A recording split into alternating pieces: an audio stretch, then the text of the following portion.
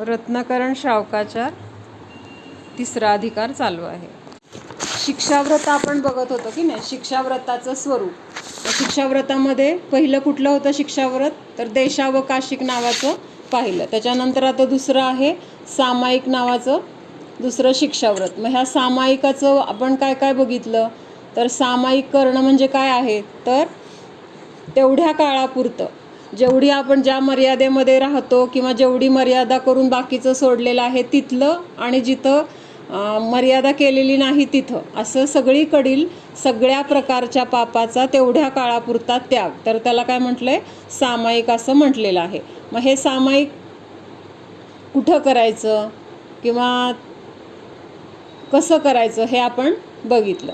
मग आता आज पुढच्या श्लोकामध्ये काय बघायचं आहे, किंवा ते सामायिक दररोज करायला सांगितले, किंवा उपवास आणि एकासन असेल त्या दिवशी जास्तीत जास्त वेळ सामायिकासाठी द्यायला पाहिजे वगैरे सांगितलं आहे. तर आज आहे आता 102 नंबरचा श्लोक आहे. सामायिके समय मुनी तुल्यता. म्हणजे जेव्हा हा जीव किंवा आपण सामायिकाला बसतो तर त्यावेळेस आपण मुनींप्रमाणेच म्हटलं जातं. असं हे आपण काल पण बघितलं होतं की नाही, एक वाक्य काल आलं होतं की सामायिक करत असताना तिथं सगळ्या प्रकारच्या पापांचा त्याग होतो, तेवढ्या काळापुरता का होईना. म्हणजे जरी आपण 10 मिनिटासाठी केलं तरी सुद्धा पूर्णपणे तिथं 5ही प्रकारच्या पापांचा तिथं त्याग झाला. आणि त्यामुळं तिथं काय झालंय की महाव्रतासारखंच ते म्हटलं जातं सामायिक करणं म्हणजे. मग आता त्याचंच अजून इथं जास्त स्पष्टीकरण करून सांगतात. 102 नंबरचा श्लोक आहे. श्लोक म्हणते मी, माझ्या पाठीमागं म्हणा. सामयिके सारंभा. सामायिके सारंभा. सामयिके, मला काना नाहीये. सामयिके सारंभा. सामयिके सारंभा. परिग्रहानैव सन्ति सर्वेपि. परिग्रहानैव सन्ति सर्वेपि. चेलोपसृष्टमुनिरिव.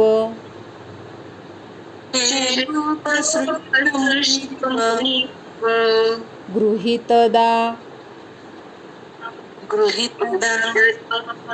याति यतिभावम्.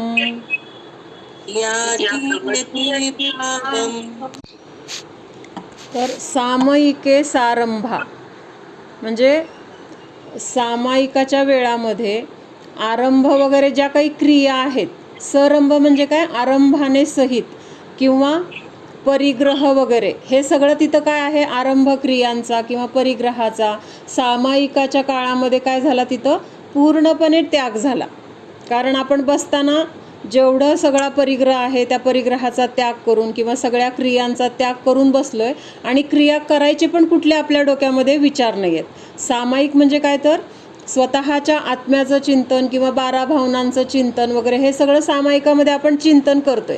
त्यामुळं तिथं परिग्रहाचा विषय नाही आहे, किंवा शरीराच्या कुठल्या मागण्यांचा विषय नाही आहे, किंवा काही करायचा करत नाही आहे शरीराच्या द्वारे. म्हणजे सगळं काय आहे, तिथं त्याग आहे. कशा कशाचा त्याग सांगितलं आहे, ज्या काही आरंभ आदी क्रिया आहेत, त्याच्यामध्ये सगळ्या क्रिया आल्या, मनाच्या द्वारे, वचनाच्या द्वारे किंवा कायेच्या द्वारे आपण जे जे काही करतो, तर त्या सगळ्या क्रियांचा तिथं त्याग झाला. अजून काय झालं, तर जो काही आपला परिग्रह आहे, म्हणजे जरी मर्यादा केलेला असेल किंवा बाकी क्षेत्राची मर्यादा आहे, परिग्रहाची मर्यादा आहे, तरीसुद्धा त्यावेळेस त्या परिग्रहाचा सुद्धा तिथं काय झाला, त्याग झाला. आणि त्यामुळं काय झालं आहे, म्हणजे सामायिकाच्या वेळेस आरंभ आणि परिग्रह हे दोन्ही पण नाहीत म्हणजे काय, तिथं त्या काळापुरता त्यांचा त्याग आहे. मग तिथं काय म्हटलंय, चेलोपसृष्ट मुनिरिव. चेल म्हणजे काय, वस्त्र. म्हणजे आपल्या अंगावर त्यावेळेस वस्त्र तर आहे, वस्त्राचा वगैरे आपण त्याग केलेला नाही. मग चेलोपसृष्ट म्हणजे काय, त्या वस्त्राने सहित असलेल्या मुनींप्रमाणे तिथं तो गृहस्थ घरात राहत असताना सुद्धा काय झाला, तेवढ्या काळापुरता मुनींसारखा झाला. मग कसं मुनींसारखं म्हटलंय, फक्त अंगावर वस्त्रच आहेत, नाहीतर बाकीचं सगळं काय आहे, मुनींप्रमाणेच आहे. कसं मुनींप्रमाणे आहे बाकीचं सगळं, तर मुनी काय करतात, सगळ्या परिग्रहाचा त्याग आहे मुनींना, किंवा सगळ्या आरंभ क्रियाचा त्याग आहे. त्याच्यानंतर म्हणजे 5 प्रकारचे पापांचा तर त्याग आहे, महाव्रत आहेच. मग ते तिथं फक्त काय चालू आहे, त्यांचं फक्त सामायिक चालू आहे, आणि शरीरावर फक्त त्यांच्या वस्त्र नाही आहे, म्हणजे त्यांनी सगळाच त्याग केला आहे. पण जसं ते सगळ्या ह्याच्यानी रहित आहेत, परिग्रहाने रहित आहेत, सर्व क्रियांनी आरंभाने रहित आहेत, तसं सामायिकाच्या काळामध्ये आपण सुद्धा सगळ्या परिग्रहाने आणि आरंभादी क्रियांनी रहित आहोत. पण अंगावर आपल्या काय आहे, वस्त्र आहे. म्हणजे मुनी आणि गृहस्थ, सामायिक करणारा गृहस्थ आणि मुनी ह्यांच्यामध्ये सगळं साम्य काय आहे आणि साम्य काय नाही हे जर बघायला गेलं तर मुनी पण परिग्रहाने रहित आहेत, सामायिक करणारा गृहस्थ पण परिग्रहाने रहित आहे. मुनी सगळ्या आरंभादी क्रियांनी रहित आहेत, त्यावेळेस सामायिक करणारा गृहस्थसुद्धा त्या आरंभादी क्रियांनी रहित आहे. म्हणजे हे दोन्ही तर सेम झालं मुनींसारखं, फक्त मुनींच्या अंगावर वस्त्र नाही आहे आणि सामायिक करणाऱ्याच्या अंगावर वस्त्र आहे, एवढाच फरक आहे. म्हणजे फक्त वस्त्र आहे आणि तिथं वस्त्र नाही, हे सोडलं, वस्त्र सोडलं तर बाकी सगळं काय आहे तर समानता आहे. कुठल्या काळापर्यंत, जोपर्यंत आपण सामायिक करतोय तेवढ्या काळापर्यंत तो गृहस्थ किंवा सामायिक करणारा जीव काय म्हटला जातो, मुनींप्रमाणे म्हटला जातो. एक वस्त्र सोडलं तर बाकी सगळं काय आहे तर मुनींसारखा सगळा त्याग केलेला आहे त्या गृहस्थाने. भले थोड्या काळासाठी केला आहे, मुनींनी कायमसाठी केला आहे, पण थोड्या काळासाठी जर मुनी आणि तो गृहस्थ कसं झालं, सेम झाले, किंवा त्याच्या मुनींसारखंच त्या श्रावकाला पण तिथं म्हटलं. फक्त फरक एवढा आहे की त्या जीवाच्या अंगावर वस्त्र आहे किंवा सामायिक करणाऱ्याच्या अंगावर वस्त्र आहे आणि मुनींच्या अंगावर मात्र वस्त्र नाही, त्या अपेक्षेने तर फरक आहे. पण बाकी, कारण चिंतन मुनी जे करतायत तेच चिंतन श्रावक करतोय. सामायिकामध्ये मुनी जे काही चिंतन करण्याचा प्रयत्न, म्हणजे मुनी जे काही चिंतन करतायत, ध्यान करतायत, तर तेच सगळं करण्याचा प्रयत्न कोण करतोय तर हा सामायिक करणारा जीव. तोच प्रयत्न किंवा तेच सामायिकाचं मधलं चिंतन त्या जीवाचं पण चालू आहे. म्हणून तिथं त्या गृहस्थाला त्या काळापर्यंत काय म्हटलंय, चेलोपसृष्ट मुनिरिव, म्हणजे मुनींप्रमाणेच आहे, फक्त अंगावर काय आहे तर वस्त्र आहे असं म्हटलंय.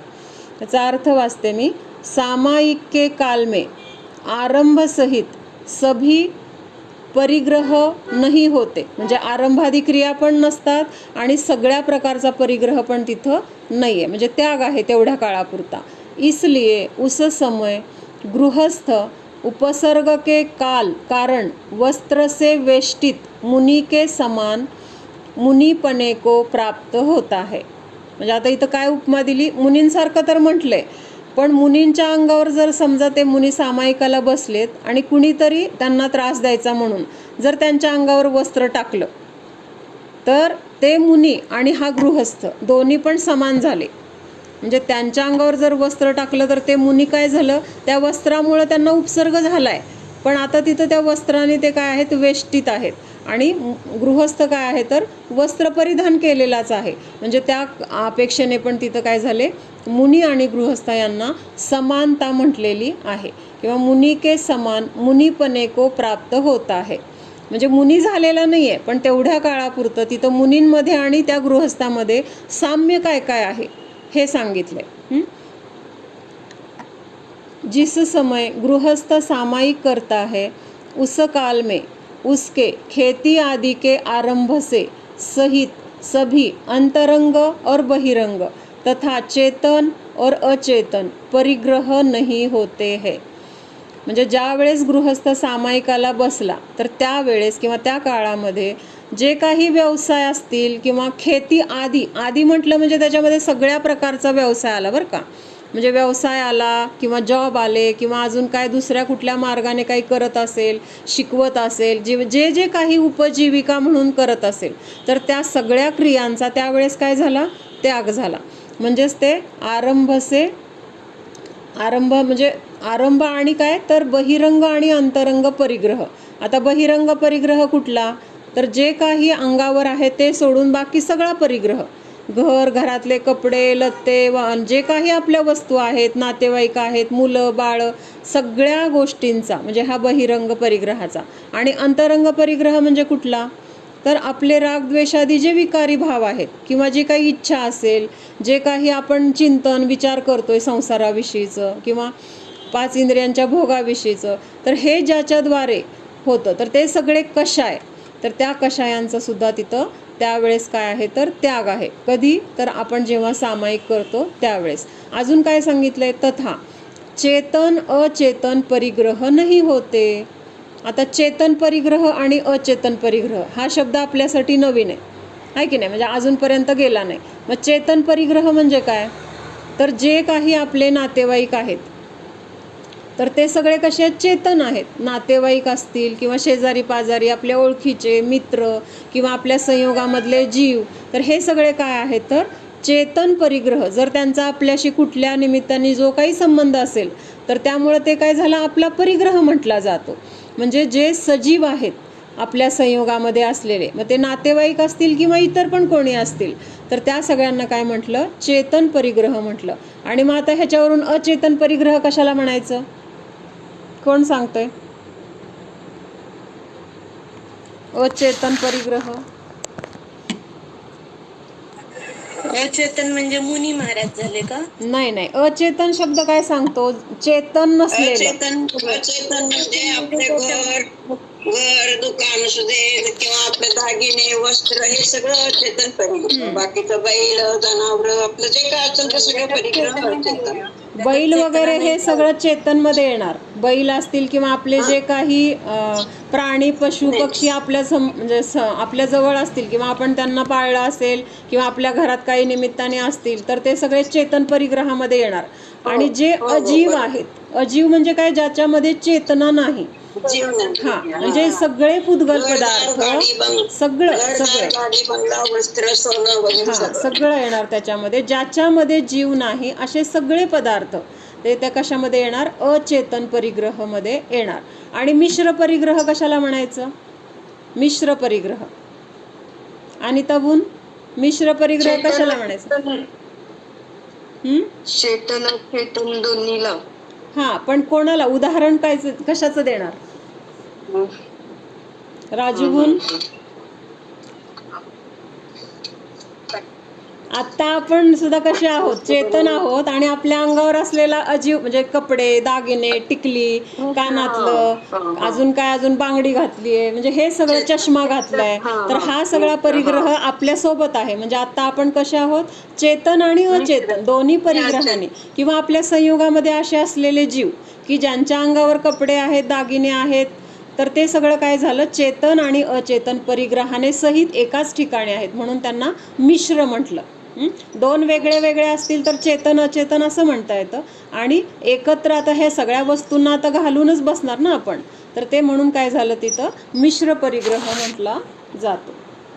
तर त्याच्यानंतर सामायिकच्या वेळेस पण आपण घालूनच बसतो ना, हा बरोबर आलं पण येतात. हा येतात की, पण आपलं एक असं मुख्यतेने वस्त्र घेतलंय ग असं, मग त्यामुळं तिथं ते थोडंसं मुनींसारखं कसं हे सांगण्यासाठी.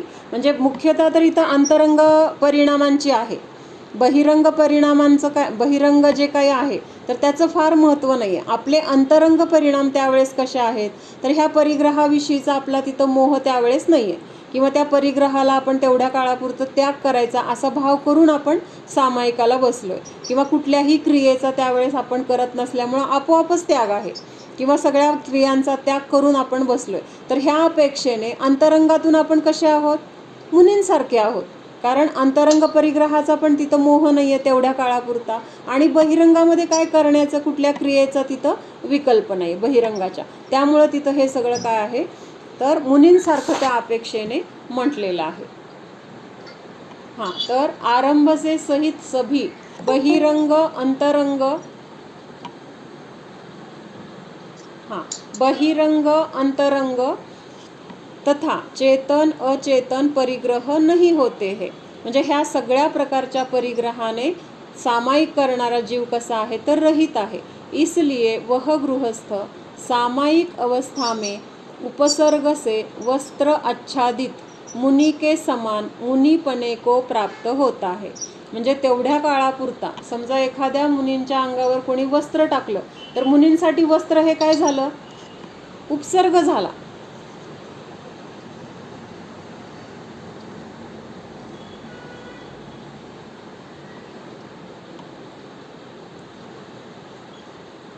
You are muted because a lot of people are on this call. हां, तर मुनींसाठी वस्त्र हे उपसर्गासारखं का झालं? मुनींच्या अंगावर वस्त्र टाकलं तर तिथं मिश्र परिग्रह आला म्हणून का? नाही, म्हणजे त्यांनी वस्त्राचा त्याग केलेला आहे ना. निर्ग्रंथ का म्हटलंय त्यांना? सगळ्या प्रकारच्या परिग्रहाचा त्यांनी त्याग केलाय. आणि जी गोष्ट त्याग केलेली आहे तर ती गोष्ट जर कुणी त्यांना असं बळजबरीने त्यांना करायला लावली किंवा त्यांच्यावर जबरदस्ती केली तर तिथं काय झालं? ते उपसर्ग झाला त्यांच्यासाठी. म्हणजे ज्या गोष्टीचा त्याग केला आहे ते स्वतःहून तर ती गोष्ट घ्यायला जाणार नाही. आणि समजा ती गोष्ट त्यांनीच घेतली तर तिथं त्यांचा नियम राहिला नाही, त्यांचं महाव्रत तिथं नष्ट झालं. पण ते स्वतः तर घेत नाही आहेत, ध्यानाला बसलेत आणि कुणीतरी काय केलं? भले अज्ञानाने केलं. कुणाला तरी असं वाटलं मुनी किती थंडी आहे आणि अशा थंडीमध्ये त्यांना उघडे आहेत, किती त्यांना थंडी वाजत असेल, त्रास होत असेल. त्यावेळेस ते काढू शकत नाही. नाही काढू शकत. म्हणजे असं तो उपसर्ग आहे आणि उपसर्ग कोणीतरी दूर केल्याशिवाय त्या अवस्थेतून ते हलतच नाहीत. म्हणजे ध्यान त्यांना सोडताच येत नाही जोपर्यंत त्यांचं हे बाहेरचं कुठल्याही प्रकारचं उपसर्ग असेल. तर जोपर्यंत कोणी दूर करणार नाही तोपर्यंत त्यांना ते उठता येणार नाही. किंवा काय फरक पडतो? जरी त्यांच्या अंगावर कुणी काही टाकलं तरी त्यांना काय फरक पडतो? मनाने तर ते निर्ग्रंथीच असतात. त्यांनी मनाने तर सगळं सोडलेलं आहे. कोणी बाहेरचं काय केलं तर हा, पण बहिरंगातून पण सोडलेलं आहे ना त्यांनी सगळं. अंतरंगातून सोडलं तसं बहिरंग त्याग पण आहे ना. त्यांनी सोडलेलंच आहे ना. त्यांनी कुठं स्वतःहून घेतलाय तो कपडा अंगावरती? कोणीतरी अचानकपणे टाकलेला आहे. तर तो जो काही दोष आहे तो टाकणाऱ्याला आहे. पण त्यांना तो उपसर्गच म्हटला जातो, कारण ज्या गोष्टीचा त्याग केलाय त्या गोष्टीचा संयोग त्यांना झाला. म्हणजे तिथं काय झाले? ते त्यांची इच्छा नाही. हा, त्यामुळं त्यांना दोष नाही आहेत. पण त्यांना तसा नियम आहे की ते दूर करू शकत नाही. तो उपसर्ग दूर करायचा नाही, हा त्यांना नियम आहे. मग असं जर दूर करायचं, आता कपडा आहे मग काढून टाकावा असं वाटलं, उपसर्ग आहे ना, कपडा कोणीतरी टाकला, मग तो दूर करायचा म्हटलं तर कपडा काढला, समजा काढून टाकला. मग कुणीतरी समजा त्यांना काय आता दागिने पांडवांच्या अंगावर काय केलं तर तापलेले दागिने घातले. ते ध्यानाला उभारलेले होते आणि त्यांच्या अंगावर सगळे मुकुटापासून जेवढे काही दागिने असतील, गळ्यात असेल, हातात असेल, कंबरपट्टा असेल, हे सगळे दागिने त्यांना घातले. म्हणजे तो काय झाला? त्यांना उपसर्ग झाला. मग त्यावेळेस ते काढू शकतात का? म्हणजे त्यांना उपसर्ग दूर करायचा नाही, हा त्यांचा एक नियम आहे असं. आणि एवढं आहे की असा जर उपसर्ग झाला तर त्यांना हलता येत नाही किंवा तो उपसर्ग दूर करता येत नाही. त्यामुळं कपडा असो किंवा ते पेटलेले काही डोक्यावर ठेवलेले ती शेगडी असो किंवा दागिने असो, सगळं त्यांच्यासाठी उपसर्ग आहे. आणि ते कोणी जेव्हा काढेल तेव्हाच ते तिथून हलणार. आता यशोधर मुनींच्या गळ्यामध्ये पण साप टाकला. मग तो साप टाकला म्हणजे काय झाला? त्यांना उपसर्ग झाला. मग 3 दिवस त्यांना कोणी ते साप काढला नाही तर त्यांनी किती त्रास सहन केला असेल. एका अवस्थेमध्ये 3 दिवस आणि 3 रात्र असं बसणं म्हणजे किती? आपल्याला 1 तास बसू शकत नाही आपण. आणि नुसतं बसलं तरी अजून एक वेळ पाय दुखले, अंग दुखलं म्हणता येईल. सगळ्या मुंग्या चावत होत्या. म्हणजे बाहेरून मुंग्या चावतायत किंवा शरीर आखडलं असेल, भुकेची तहानेची वेदना असेल, म्हणजे किती प्रकारचा परिशह त्यांना एका वेळेस सहन करावा लागला. पण हां, आणि संयम म्हणल्यापेक्षा संयम तर आहेच, पण मनामध्ये त्यांना बिलकुल असं राग द्वेष नाही आहेत. म्हणजे कुणी असं केलं, मला आता इथं एवढ्या काळामध्ये असं बसावं लागलं किंवा कोणीतरी लवकर यावं, तो उपसर्ग दूर करावा, मी तर करू शकत नाहीत, असे सुद्धा त्यांचे भाव नाही आहेत. म्हणजे इतकी तिथं काय आहे तर त्यांची स्वतःमध्ये दृढता आहे किंवा समता भाव आहे. ज्यांनी त्रास दिला त्याच्याबद्दल पण विचार नाही किंवा कोणीतरी येऊन काढावा अशी इच्छा पण नाही किंवा त्या शरीराला त्रास होतोय म्हणून तिथं आकुलता पण नाही. म्हणजेच हे काय आहे, आलेल्या उपसर्गामध्ये सुद्धा ते स्थिर राहू शकले. म्हणजे तो त्यांना काय झाला तर उपसर्ग झाला. आणि जेव्हा ते चेलनराणींनी काढला उपसर्ग तेव्हा त्यांनी त्यांचं ध्यान सोडलं. तोपर्यंत ते ध्यानामध्येच लीन होते. हां, तर मग असं जे काही वस्त्र टाकलेले मुनी जसे असतील तसं त्यावेळेस तो श्रावक काय म्हटला जातो? मुनींप्रमाणे म्हटला जातो. फक्त मुनींच्या अंगावर वस्त्र टाकल्यावर ते जसे दिसतात तसाच हा श्रावक आहे. नाहीतर बाकीचा सगळा परिग्रह वगैरे त्यावेळेस त्या श्रावकाचा सुद्धा काय आहे तर त्याग आहे. म्हणून वस्त्राच्छादित मुनि के समान मुनिपने को प्राप्त होता है. ठीक आहे, एवढा एकच श्लोक बघू आपण. बाकीचं थोडं आलोचना पाठ बघायचं का बास करायचं, काय करायचं?